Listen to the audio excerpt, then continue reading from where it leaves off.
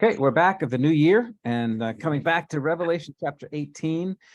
Before we get to it, this is, as you can see, the fall of Babylon. We started it last time, several weeks ago. We'll kind of come back over it one more time. And this chapter is, as you can see, just from the way that it's written, is filled with songs of lament, songs of rejoicing. We have the song of the angel first, another voice from heaven singing, "Come out from my people." The kings of the earth standing far off with a lament, alas, alas. The merchants also singing, not happy songs. Another alas song from the merchants. The shipmasters even chime in and they throw dust in their heads. Another alas, alas. You'll notice just the overview here. Alas, alas, alas, alas. 3 times we have alas. And then the mighty angel sings again, one more time at the end. So it's really, it's a great passage that kind of brings it together. But before we get to it, I want us to recall here, Babylon, this great city. What does it truly represent? Because it's, Babylon, even at that time, did not exist. It had been destroyed before. What is the significance of Babylon? What is the meaning of this city? Let's talk about that first.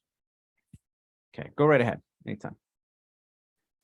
Well, I've always thought it meant more than likely pictured false religion, something that the dark forces like to use to their benefit at a time. But I suspect you probably would say it was just the opposite of all that is good, the opposite of God, the opposite, it's wickedness. Yeah. Where do you first see Babylon in the scriptures? Where's it first? Where does it come from? With the Old Testament. The Old Testament. Sharon, you're on mute there, Sharon. I think you want to. I had to mute myself when my dog was barking. The Tower of Babel, when humanity was trying to erect itself, or kind of get itself up to heaven, as if exalting itself over everything else. It goes with the false religion or the political systems. It's the city of man that we have here, and this Babel first appears in Genesis 11. And the whole point of Babel, if you recall, is that they are building a tower to reach the heavens, to make a name for themselves, and they're united in this effort. But we know it's a scene that is greatly displeasing to God, as he scatters them and creates the nations out of them. That's sort of primeval, prehistoric Babylon is sort of the roots of it is Babel. You also see, what's the opposite city of Babylon? If Babylon is the city of man, what's the city of God? Jerusalem. Right? Jerusalem. And where do you first see Jerusalem in the Bible, by the way? Melchizedek. Yeah, exactly right. Melchizedek. And I think it's Genesis 15 around that time, or was it a little before then? I can't remember. But it's Melchizedek who comes. He's the king of Salem. That was Jerusalem before it became Jerusalem. He was the king of Salem. And so you have this mysterious figure, this priest of God coming from Jerusalem to bless Abraham, coming down to bless Abram. And then you have Babel, this rebellious mankind rising up to try to reach the heavens. And that really, it's a great distinction between the two cities. So Babel is the efforts of man rising to glory to reach the heavens. Jerusalem is the glory of God coming down to bless sinful humanity. And why in Revelation you see these two cities, Babylon the Great, which is going to fall. And at the very end of the book, what comes out of the sky and comes down to earth in Revelation 21? Do you remember? Yeah, the New Jerusalem. New Jerusalem, the real Jerusalem, right? Coming down from heaven. And that really summarizes beautifully the difference between the gospel and true faith, the truth of the gospel in the scriptures, and the deception of the religions of this world. It's all the religions of this world and philosophies have this in common. They're all beginning from the ground and trying to rise to the heavens. And they're using all the different means, good works, meditations, whatever it is. And only the gospel has God coming down to us in Christ, bringing grace to us. We're saved by grace, not works. But in any case, but Babylon the Great is fallen now, and begins the judgment of Babylon, of beast, of the dragon, of the false prophet, all of these evil creatures and all the humanity and all the heavenly hosts that follow them. And now begins, this is the judgment now. We've had the 7 seals that have been broken. We've had the 7 trumpets that have been blown, and we've had the 7 bowls now having been poured out, and the wrath of God is complete. And now we sing in response to it. But before we get there, why does God judge Babylon, the beast, the nations? What is this judgment about? If you recall, in the context of Revelation, why is he coming with great fury against these nations and peoples? To avenge the blood of his saints. Yes, exactly right. So it's Revelation 6. We always want to keep that in mind, that Revelation 6 question. And when he opens the 5th seal, let's start there. Claudette, would you remind us of this one more time? This is Revelation 6, 9 to 11. By the way, welcome, Bob Thomas. Glad to have you back. Thanks. Happy New Year. Happy New Year. Claudette, would you read that for us? Yep. 9 to 11. When he opened the 5th seal, I saw under the altar the souls of those who had been slain for the word of God and for the witness they had borne. They cried out with a loud voice, "O sovereign Lord, holy and true, how long before you will judge and avenge our blood on those who dwell on the earth?" Then they were each given a white robe and told to rest a little longer until the number of their fellow servants and their brothers should be complete, who were to be killed as they themselves had been. This is the question. How long until you judge and avenge our blood? And he says, just wait a little longer. And we're coming to that time now that it's happened. He has judged in the context of the book. But the purpose of the judgment is to avenge the blood of those who dwell on the earth. This has been really helpful to me because I've been talking to somebody recently who's really struggling with their faith. Not somebody from the church, but a relative. And their complaint is that I don't see how God can be loving. How is it that God can really be love when most of the people who dwell on the earth are he's going to send to hell, and they're going to be damned forever? So how can hell, he says, does not seem to be consistent with the love of God. So that's what I want to ask you is, how does that work? If God is love, how can there even be hell? And we talk about what's happening here, the eternal judgment and suffering of people. How is that in any way consistent with the love of God? If he rejects them, they can't, he's not going to force you to love him. He's not going to force you to accept him as your God. But so if you reject him, you don't go to heaven. You don't get to live with him. Okay, true. And I don't think there's any problem with, fine, if you don't want to go to heaven, you don't have to go to heaven. Go live in, whatever. But this is about hell, about sending them to hell, which is described as the fire is not quenched and the worm does not die and there's weeping and gnashing of teeth. It just sounds really horrible. How does that? I mean, I could get the whole thing of, he's not going to force, look, here's a terrible analogy, but if there's a girl when I'm younger and she doesn't like me, I like her, and she doesn't like me, she didn't want to be with me, I might say, I'm not going to force you to be with me, go be with somebody else, that's fine. But I'm not going to go and burn her house down.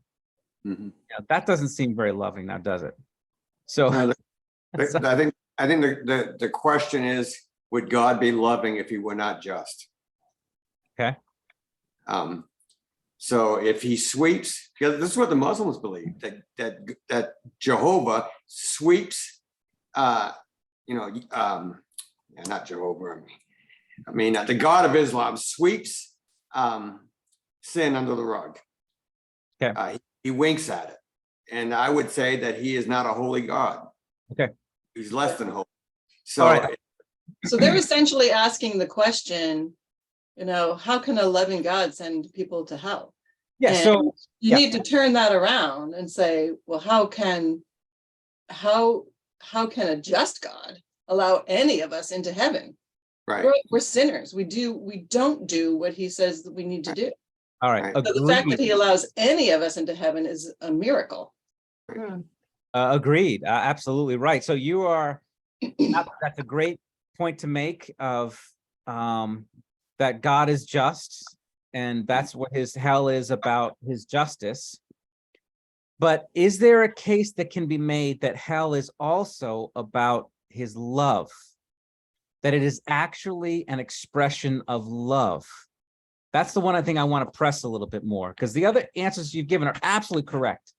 No question. God will not force people to embrace him and to accept him, and he will indeed, grant them their desires if they reject him.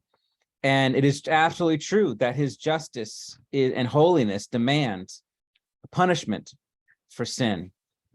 But I want to pose, is there any way in which we can say that hell is also an expression of his love? That's what I want to ponder with you for a moment. It's an expression of his love for his children, whom those he sends to hell have killed and persecuted relentlessly. So without, that's like saying a dad would just watch people hurt their kids without retribution at all. Yeah. That's just not going to happen, even from an earthly point of view. So from a heavenly point of view, he needs to. Yeah, Revelation actually presents God's wrath more as an expression of his love than of his justice. Though it is just in Revelation, it is really primarily presented as an expression of his love for his people. He does it to avenge their blood. He does it out of his fury is so hot because his passion and love for his son and for his children is so great. So it's the But whole thing. they would argue, oh, well, I haven't persecuted anybody. I just don't believe in Jesus. I'm a nice person though. Why should I go to hell? So basically you have ignored and showed contempt toward God's only begotten son. How do you feel when people treat your children with such disrespect? And they're not even good kids. And they're not even worthy of any respect. And you're inflamed when they are dishonored or disrespected. Yeah. There is this really personal attribute of this that really comes through when we're reading Revelation. It's like the grizzly bear. When you're walking in Alaska and you walk between a grizzly mama and her cub, and then she tears you limb from limb, it's not because she has anything personal against you. It's the love of her cub that drives her to do this, because she sees you, as she perhaps mistakenly perceives this, but she perceives you as a danger to the one that she loves, and she will not tolerate that. And just the gift that he gave us through his sending his son to die for us, like that's such a great salvation. And I don't know if it's a scripture passage or if somebody just pronounced this, said, how can you ignore so great a salvation? Yeah. Like that right there is such an offense against the love of God.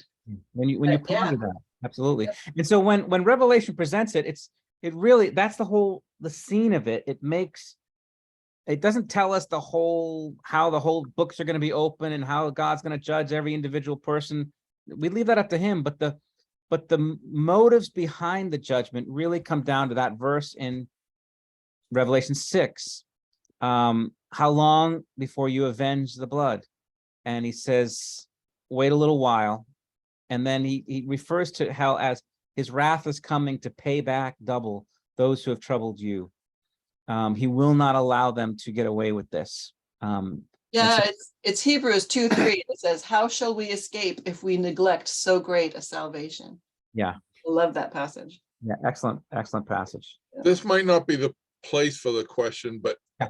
I just wonder, a person that grows up in a world as secular as ours is right now, that is so solidly bombarded with the ways of the world. I mean, for them to believe in God and believe in Jesus becomes so difficult. How does someone like that not get the opportunity and end up in hell? So, the scriptures are clear. Like if we go back to Romans chapter 1, we're told that, the God has made himself known to all, his eternal power and through the creation of the world. And he makes that point, so look, they're without excuse. So that the first way God has made himself known to all in the world through creation. And then in chapter 2, he mentions through the conscience, even the Gentiles, have a law unto themselves by their conscience, convicting and also affirming them.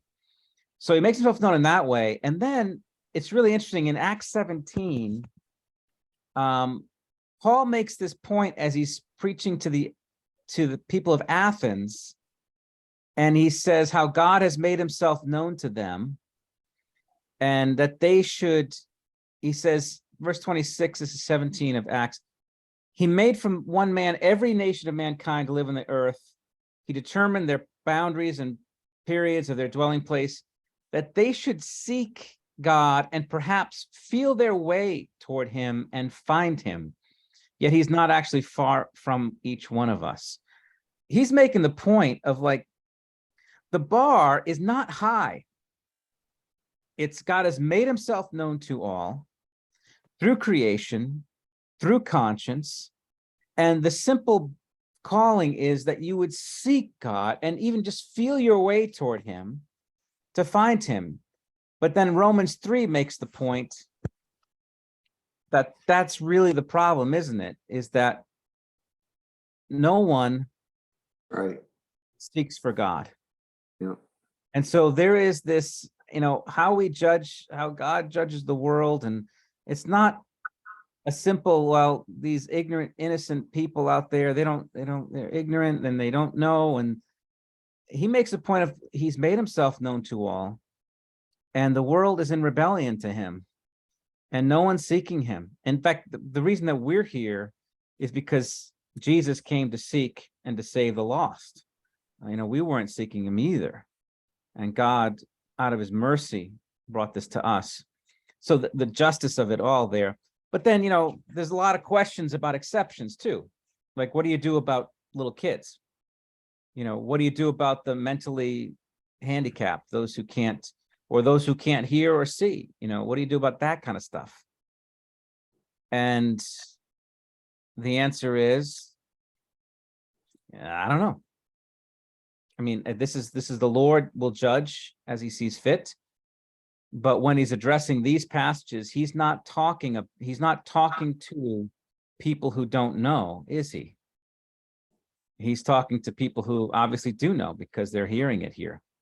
So there's that. So that's part of it, is like I kind of, when I speak to it, I don't even like to talk about how God is going to judge everybody else in the world. But it is clear he has made himself known to you. Where are you with this? Are you in rebellion? Are you seeking God? Are you trying to find your way toward him, or are you still in rebellion? I think that's, I don't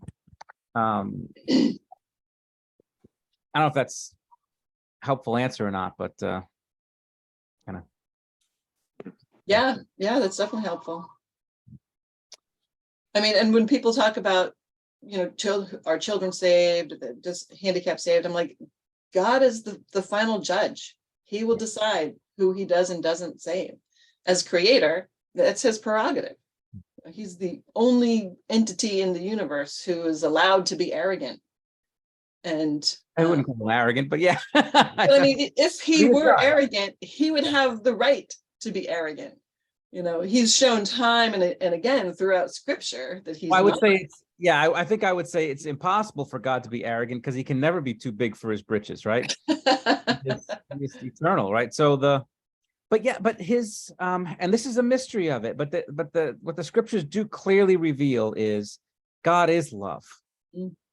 And love is his nature and character and motivates all that he does.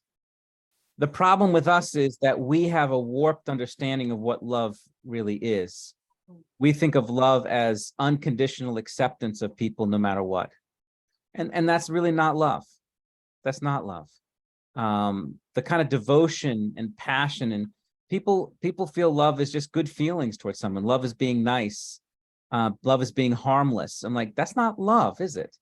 And in certain times when you live in a peaceful society like we've been able to live in, love being nice and harmless makes sense to us.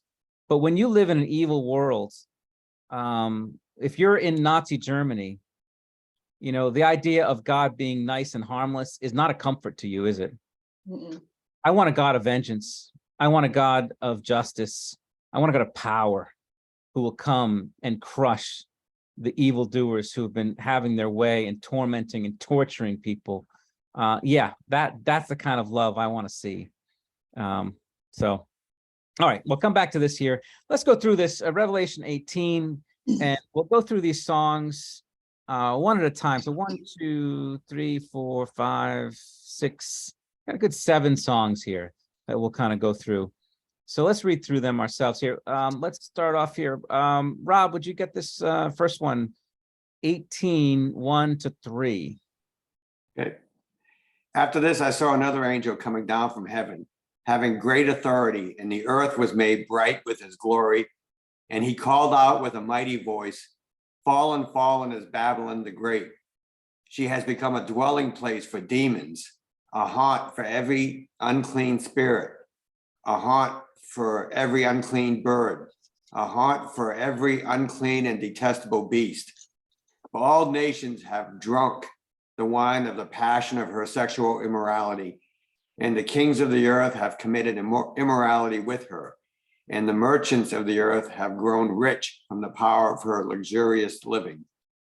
Now, whether Babylon is a reference to Rome or to Jerusalem, you can make cases for both of them, or really toward just a generic sort of spirit of hostile religious powers that lift their fist to God. However it is, we know the destiny of Babylon is the first in verse 2. What does it mean for Babylon to be fallen? What will happen to her? Persecution. Well, let's take a look here. Well, verse just 2, what's gonna become of her here?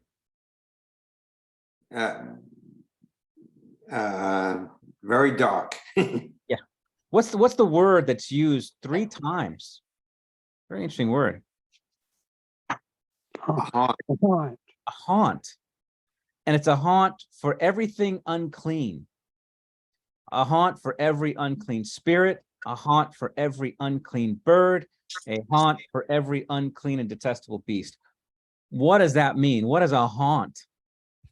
But that's saying what she is, right? What she has become, as opposed to What what's she has going to happen become. to her. Yeah, well, it's kind of describing in this vision, John is seeing what is to be, speaking about it as if it's happened already.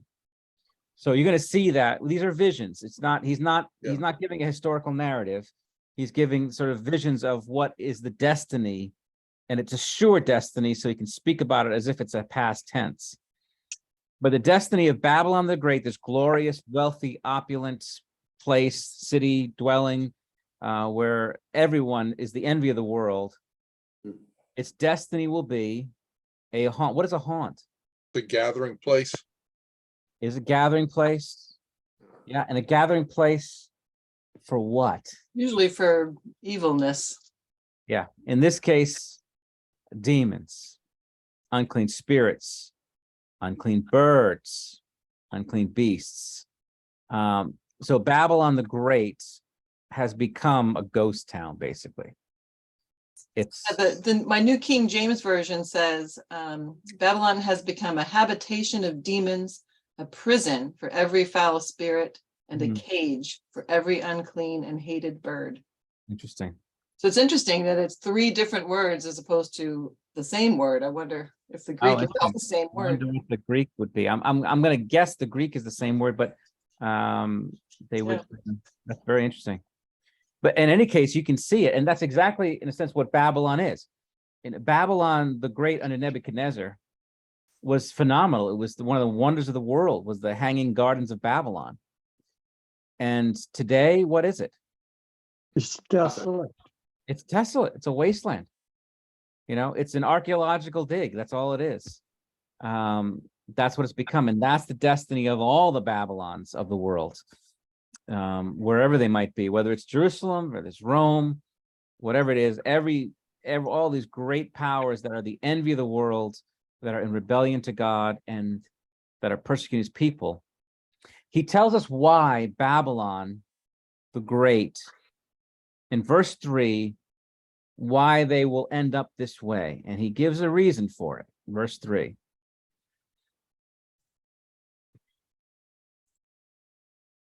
Because they drank the passion of sexual immorality. Oh, all the nations, they become, that's why he describes Babylon as the prostitute in the last passage. They have seduced, they have led all the nations astray by their immorality. The kings of the earth and the merchants have grown rich, and they've been seduced by the wealth and the sexual immorality, which is exactly what happens in these places. Like, that's exactly what Rome was about. Rome was all roads to lead to Rome. Rome's the envy of the world. Everyone wants a piece of this, and Rome is where all the action is, all your indulgences, all the things of this world. And so they're the point of the spear, leading the charge and leading the nations astray. Well, let's move quickly to the next one here, verses 4 to 8. And Sharon, would you get that for us? Sure. Then I heard another voice from heaven saying, "Come out of her, my people, lest you take part in her sins, lest you share in her plagues. For her sins are heaped high as heaven, and God has remembered her iniquities. Pay her back as she herself has paid back others, and repay her double for her deeds. Mix a double portion for her in the cup she mixed. As she glorified herself and lived in luxury, so give her a like measure of torment and mourning, since in her heart she says, I sit as queen. I am no widow, and mourning I shall never see. For this reason, her plagues will come in a single day, death and mourning and famine, and she will burn up with fire. For mighty is the Lord God who has judged her." Okay. Now the word is to the people, to God's people in this, and his command is to them. Get out. Get out. Get out of town, right? Get away. It reminds, Lot. yes, Makes me think of Lot. it absolutely reminds you of Lot, doesn't it? Get out. There's no reforming this. There's no trying to fix it. Get out, lest you be overcome by sins and plagues. And her sins are as high as heaven. And God now has remembered. We talked about that, how this is his moment now to act upon his promises to judge her. And what is the focus of the judgment here? Verse 6, we start with that. He's going to payback, right? Double. Pay back Double double. for her deeds, right? So that's kind of going to be a reference to what he has done to God's people, is going to be paid back double to her. And we talked about that before, I think, with in Pilgrim's Progress, when the one place in the story where Pilgrim and is it Faithful meet, Christian and Faithful meet persecution and are punished and killed and martyred, is, remember where it was? Vanity Fair. Vanity Fair, right? Of all the places, that's where they met the hostility, was in the town of indulgence and luxury and immorality, you'd think the most tolerant of places was where they were most hostile to the faith. Same thing here. You'd think a prostitute would be easygoing, about things, but she's not. That's where the vengeance comes upon the saints, is in these places among the indulgent. So what else does it say about Babylon here? Verse 7 of why she is fallen. She's glorified herself and lived in luxury. Glorified herself. She lived in luxury, right? Boasting in her heart. I sit as a queen. I'm no widow. Supposedly prophesying that, nothing is ever going to go wrong for me. Yeah. no It's like, more- yeah, you're not in charge there, lady. And that's the reason when the plagues come upon her, it will be in a single day. And what's the point of that, of it coming in a single day? Babylon was overthrown in a day. It was. Actually, that's a great reminder. If you remember the Babylon in the Old Testament under, what was the guy's, Belshazzar? Belteshazzar? hmm King of Babylon. He's drinking and getting drunk, having his little orgies with the cups from the temple. Right. And then the handwriting on the wall, and the very next day he is killed and Babylon is taken over in a day. In a day. I just imagine that. I mean, We saw that happen in Afghanistan. yeah. One day. That 11 hours. The great, who would ever have thought the great empire of Babylon, the world domination, the first world dominating empire, would fall in a single day. And that's exactly what happened. Persia just took it over. New management, sneaks in, takes over the palace and just rules the empire into place. Not even any battles fought, just falls. And so it is this way. That's exactly how it will be. It'll be completely unexpected. They won't see it coming. That's the fierceness of God's judgment. There won't be time to repent when this happens. All right, so those are the first two songs. Let's pick it up, verse 9. I think this is where we left off last time. Verses 9 and 10. Bob Thomas, would you read that for us? Can you see it Yeah. okay? And the kings of the earth who committed sexual immorality and lived in luxury with her will weep and wail over her when they see the smoke of her burning. They will stand far off in fear of her torment and say, alas, alas, you great city, you mighty city, Babylon, for in a single hour your judgment has come. All right, so kings of the earth. Again, this does remind us back in the day of Babylon, of the empire of Babylon. Who is the one singing this song here? It's another voice from heaven. Nope. No, it's the kings that slept with her and are standing off at a distance watching her be destroyed. Not Yeah. according to New King James. Really? Yeah, they still have the quotes around it. And it says, and the kings of the earth is continuing the quote from the angel. Oh, that's interesting. Yeah. Let's close it out. Oh, okay, but even if the angel quotes it, it's the kings of the earth who say, Yeah. alas, alas, you great city. Okay. All right, so the kings of the earth, when it talks about the kings of the earth committing sexual immorality with Babylon, what does that mean? I mean, it's obvious you can't take it literally. These are kings and Babylon's a city. What does that mean? They committed sexual immorality with her. Kind of like when they say someone's in bed with someone else. Oh, not- great. Yeah, it's not just having sex, it's believing what they believe and doing what they do and supporting them. Yeah, that's a great analogy, the being in bed with somebody, enjoying the indulgences of it. But you're also now compromised by it too. You're part of this. And they're going to weep and wail over her when they see the smoke of her burning. And they will give the first woe here. Alas, alas, you great city, you mighty city, Babylon. Again, reiterating your judgment has come in a single hour. In a single hour, it's come quickly here. I think we discussed all that last time. So let's pick it up verse 11 to, let's talk about the merchants here. So we'll go from 11 down to 17. Bob Fowler, can you get that for us? And the merchants of the earth weep and mourn for her, since no one buys their cargo anymore.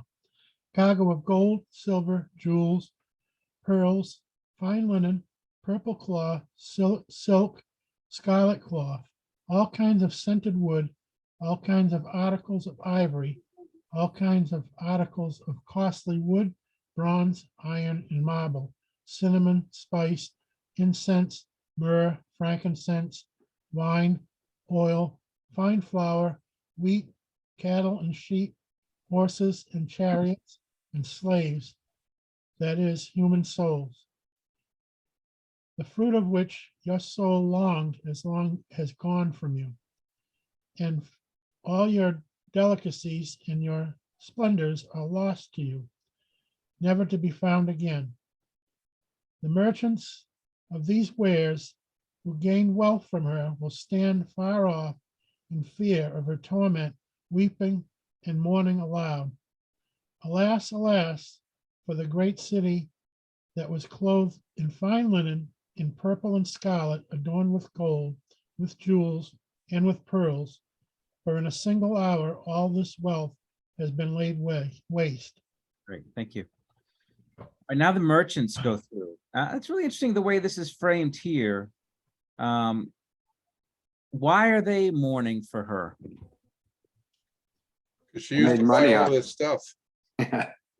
Yeah, no one buys their cargo anymore, right? And then it gives this long list of cargo. I'm curious. I don't know if anybody has a study Bible or some notes on that, but I'm really curious about the things that are gold, silver, jewels, pearls, fine linen, purple cloth. I mean, John, as he's writing this, has limited space in which to write things and goes through this long, detailed list of their cargo.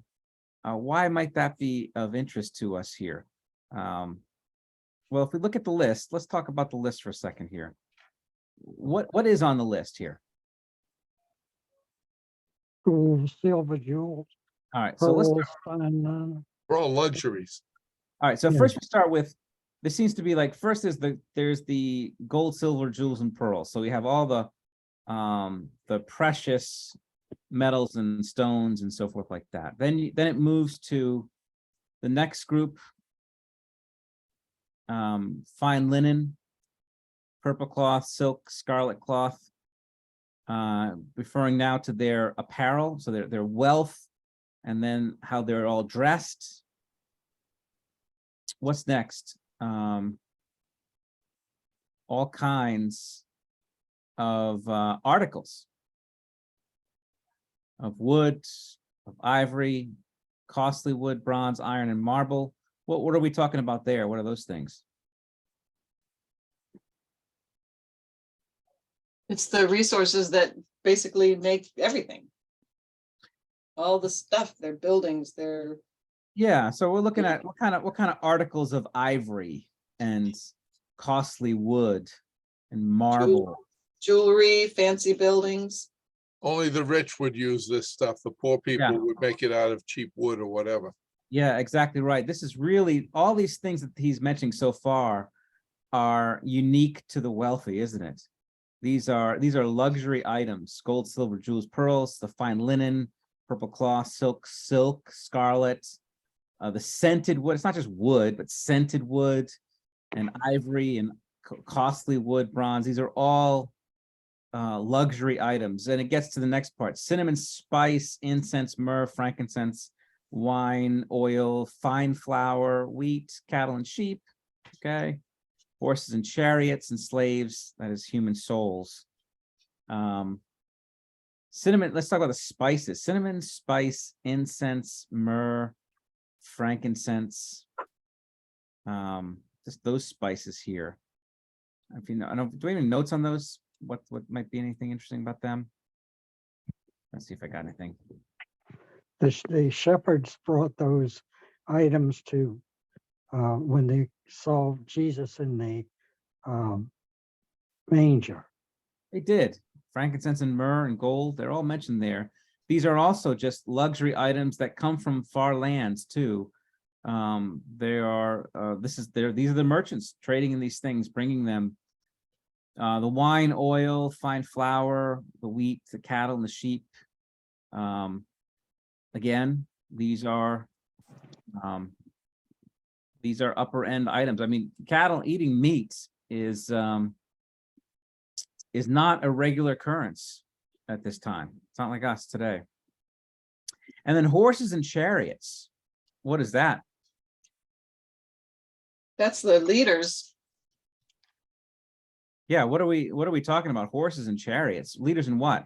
Their army. The military. Yeah, this is military leaders. This is really high stuff. And then of course it ends with and slaves too. Even the humans, they're trading in slaves as well.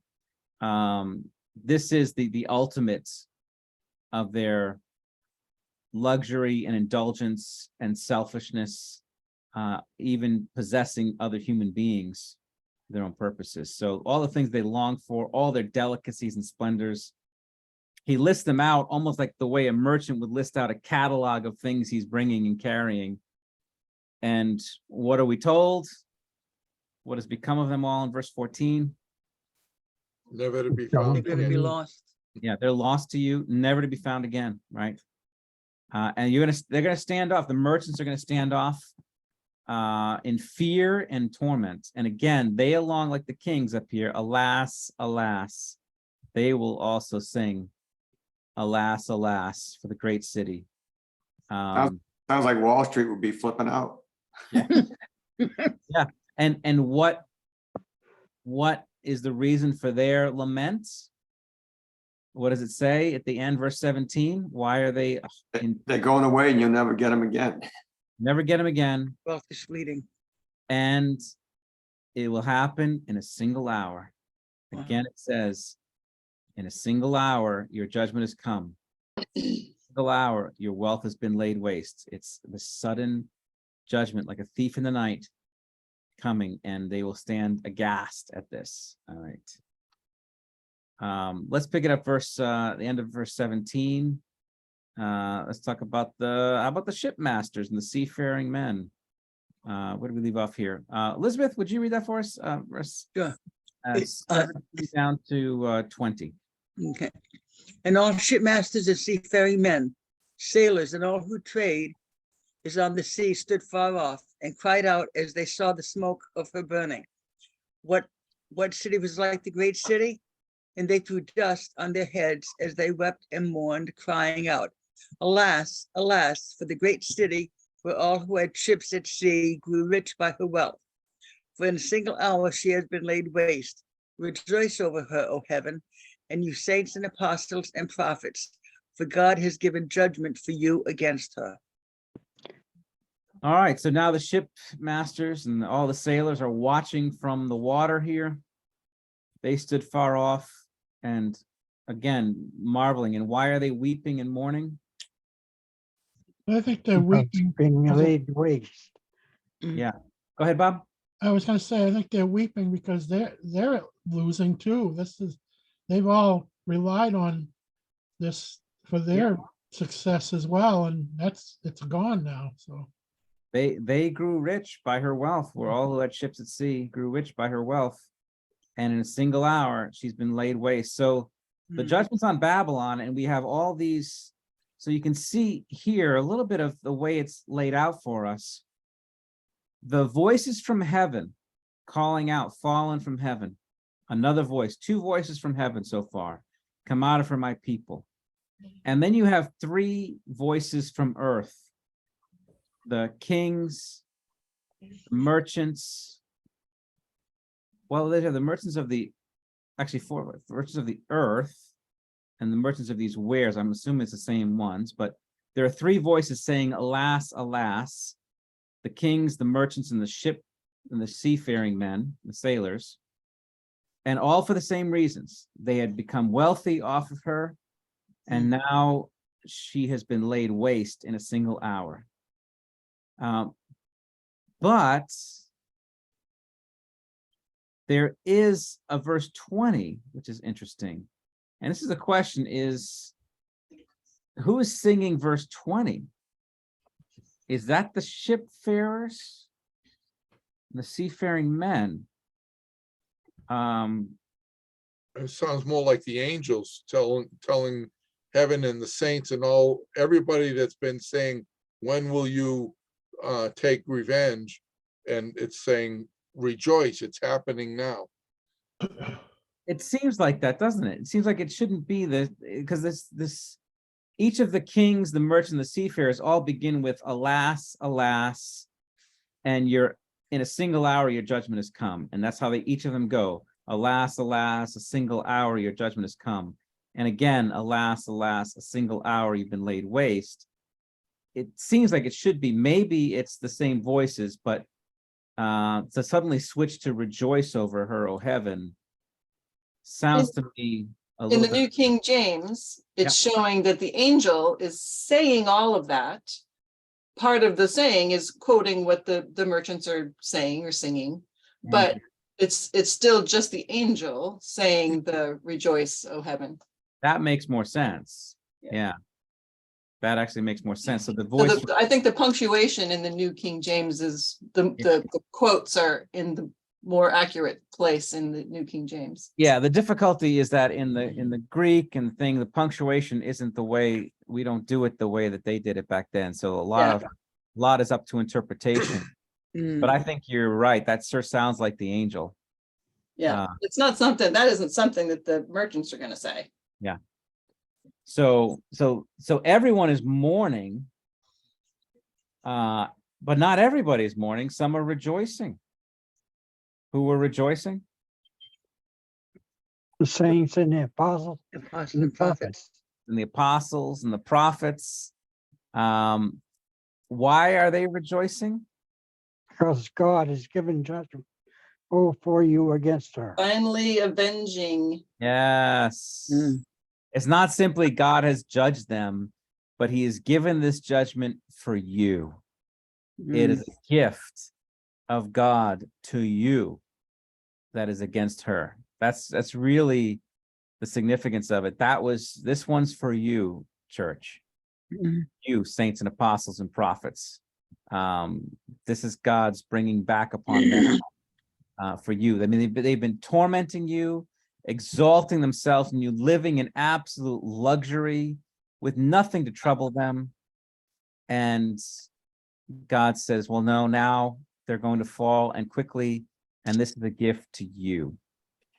You say that, all I could think of was the old beer commercial. What was that beer commercial? This one's for you, the Budweiser. This one, it's kind of like, this one is for you. You know, the fifth seal saints, this one's. Yes. There is a psalm. I'm trying to remember where it is. I think it's in Psalm 73, where David Yep. speaks.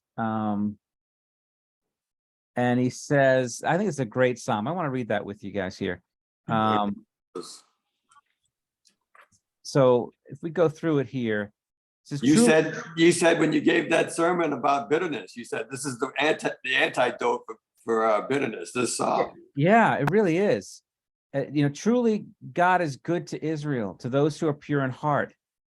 But as for me, my feet had almost stumbled, my steps had nearly slipped, for I was envious of the arrogant when I saw the prosperity of the wicked. They have no pangs until death. Their bodies are fat and sleek. They are not in trouble as others are. They're not stricken like the rest of mankind. Therefore, pride is their necklace. Violence covers them as a garment. Their eyes swell out through fatness. Their hearts overflow with follies. They scoff and speak with malice. Loftily, they threaten oppression. They set their mouths against the heavens, and their tongue struts through the earth. Therefore, his people turn back to them and find no fault in them. And they say, how can God know? Is there knowledge in the Most High? Behold, these are the wicked, always at ease. They increase in riches. All in vain have I kept my heart clean and washed my hands in innocence. For all the day long I have been stricken and rebuked every morning. If I had said, I speak thus, I would have betrayed the generation of your children. So you can see this is Babylon. Mm. Exactly Babylon. They live in luxury and ease. Everything goes their way and wealth. They have everything they want. And then they use their power and position to oppress people and evil. And they get away with it all the time. If you've seen that, have you noticed that? It's the left. They get promoted. You know, they make a mess of, they get power, they destroy people's lives, and they get promoted. You know, and there's the anger and the fury and the bitterness you can have for this. But then he says, when I thought how to understand this, it seemed to me a wearisome task. Until I went into the sanctuary of God, then I discerned their end. Mm. Exactly what we're seeing in Revelation. John is seeing their end. Truly, you set them in slippery places. You make them fall to ruin. How they are destroyed in a moment, Mm. swept away utterly by terrors. Like a dream when one awakes. O Lord, when you rouse yourself, you despise them as phantoms. When my soul was embittered, when I was pricked in heart, I was brutish and ignorant. I was like a beast towards you. And he goes on from there. But you'll notice that what comforts him is he sees the end. They will fall, and in a moment. Mm. It doesn't come gradually. That's where God is so merciful to us, in that he disciplines those he loves. He doesn't let us get away with stuff. And so when we rebel, when we fall away, he makes our lives miserable, so that we will repent and be restored. But for the wicked, these godless ones, you think they're getting away with it. No, he is setting them up, and they will fall in a moment. So here's the analogy, right? In a house, you have two animals belonging to the farmer. One is his dog, and the other is his pig. And the dog is frustrated because he looks at the pig and says that pig gets to eat whatever he wants all the time. And he gets to wallow around the mud and just has his way and lives in absolute luxury. Me, my master, he feeds me once a day. He gives me orders constantly. He makes me do his errands for him. This is so wrong. This is so wrong. It is not just that the pig should live in such luxury and filth and get whatever he wants, and I have to live in such disciplined environments here. And the question is, who does the farmer love? Well, And let's just The say dog dog, is gonna the eat dog. the pig. yeah, exactly right. the pig's gonna end up in freezer camp, so. Exactly right. The destiny of the pig is when the pig falls, it will be in a single hour. Yep. You know, he is being prepared for the slaughter. And so that's where it's like, you know, this is how the world is. These wicked who seem to get away with it are pigs for the slaughter. Mm. And we have no need to envy them at all. Yeah, Ray. That also refers to the prodigal son. When he's eating with the pigs. Yes. Yeah, longing to eat the food that they're eating. They get to eat, right? They get to, even in times of famine, the pigs get to eat. But yeah, it's so John, this is really a wonderful passage for us to meditate on, because it can get very discouraging in the world when you see the wicked prevail, when you see the injustice, the corrupt rising to power and always winning and getting their way. And good people who are trying to be faithful are continually punished Mm. and oppressed and taken advantage of. And to know that this is the end game, and you have to keep that end game in mind of how things go. All right. And if I could just add one thing, Yes, when you ma'am. when you were reading Psalm 73, you stopped before it got to verse 26, which says that my body and my soul and my body may fail, but God is my strength and my portion forever. Yeah. Where is it? Yeah. Yeah, my flesh and my heart may fail, but God is the strength of my heart and my portion. And I Yeah. think that's important. And that's what they started to turn around in that psalm. Yes. Realize Thank where you. his strength came from. Yeah, absolutely. Whom have I in heaven but you? And there's nothing on earth I desire besides you. And when you have this eternal perspective of things, Mm, it makes sense of it all, and we can endure it, and we can persevere and overcome. But only by faith, only in having this eternal perspective that you can see the end. You can see how this ends, mm, and know that it is worth the pain and trouble that we're called to right now. That our oppression and suffering right now is well worth it, and we are to persevere and overcome to the end. And that's really the point of Revelation, is to get us as believers to persevere to the end, mm. stay faithful to Christ no matter what is opposing us. All right, let's finish up here.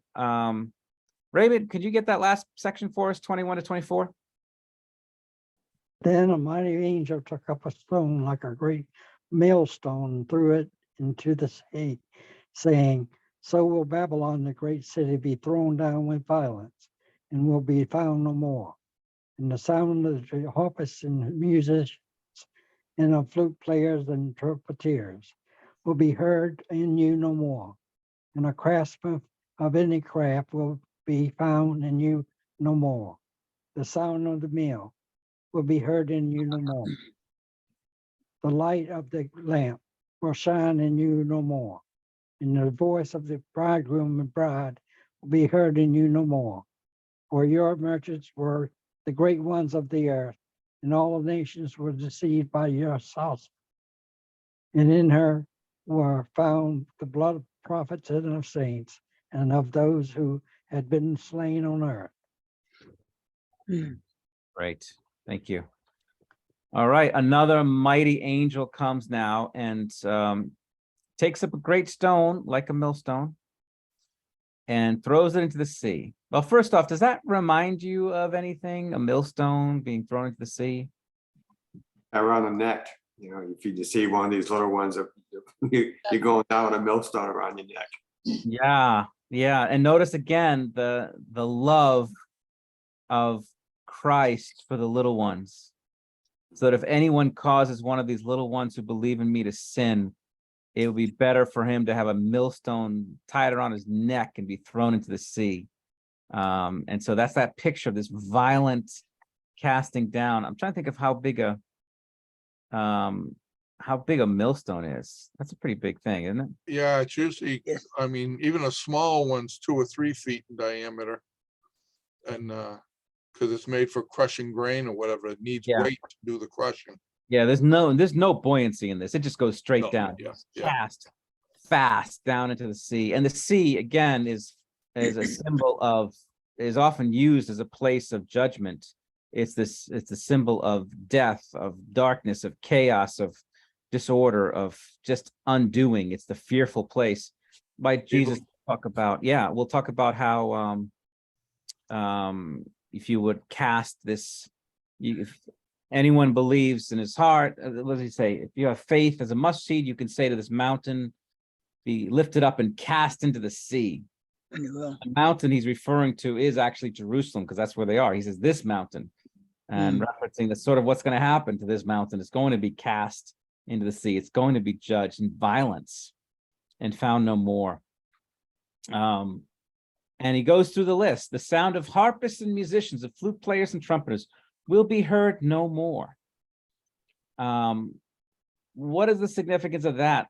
Harpists, musicians, flute players, and trumpeters. The party's over. Yeah. Thank you. If it's modern today, there'd be no more DJs, no more records, right? No more band. It's over. There's no joy here. There's no more celebrations. The craftsmen, there'll be no more crafts. The sound of the mill, no more. There'll be no food, nothing to enjoy, no light. And he ends with the voice of the bridegroom and the bride will be heard in you no more. What's that about? There's no hope. Yeah. The bridegroom and the bride, I mean, it's referring obviously to a wedding here. Mhm. Because at that time, there is no greater joyful gathering than a wedding. Still to this day, to a degree, you know, that's the greatest, the moment of grace. No more, no more. It's over. Your merchants were the great ones of the earth, and all the nations were deceived by your, this is now the reasoning for why all this happened. First, because all the nations were deceived by you, by your sorcery. That's why it's so violent for you. You were the great deceiver of all these. And what else? All who have been slain on the earth. Everyone. The blood of prophets and saints. And you know what? Not just prophets and saints, but he's many. We talked about the slaves before. Many who've been slain by them. So basically, it's your twofold charge is you've deceived the nations, you've seduced the nations, corrupted them, you've corrupted people by your, and those who wouldn't be corrupted, you killed. That's how it goes. That's really how it goes. You corrupt people. You have two destinies for everyone who comes in your sphere. Corrupt them or you kill them. And you kind of see that in politics today, isn't it? Mm. Those who are not corrupted and go along with it get canceled, lose their livelihoods, lose everything, get kicked out. That's just how it goes, isn't it? That's the nature of the fruit of Babylon and how it works. And that's why they will fall, and with violence at the end. And we can rejoice at that. It's going to be a very rough day, but it's a day of justice and a day where God expresses his love for his people in this act of judgment, and we can rejoice in that. It really is. It's a beautiful thing. It's the feeling of love you get when you're being picked on and your best friend sticks up for you and pounds the guy down for picking on you all that time. And you feel truly loved at that point. As the bully's bleeding out on the side of the street, you are feeling really good right now about this, because you're loved and cared for and defended and vindicated and protected. And that's what all this is about. His justice as an expression of his love for us as well. So let's end it there. Any last questions before we break here? Finish that. Okay. Good chapter.